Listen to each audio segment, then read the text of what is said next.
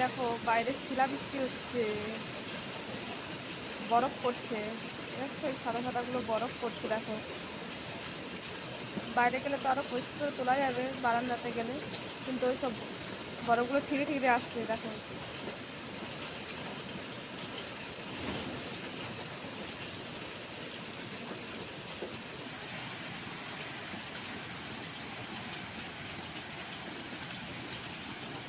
কার কার এই বৃষ্টিতে ভিজতে ভালো লাগে বলো? আমার তো খুব ভালো লাগে বৃষ্টিতে ভিজতে, কিন্তু এই বৃষ্টিতে তো ভেজা যাবে না, মাথা ফেটে যাবে। বড় বড় পাথরের মতো স্রোত।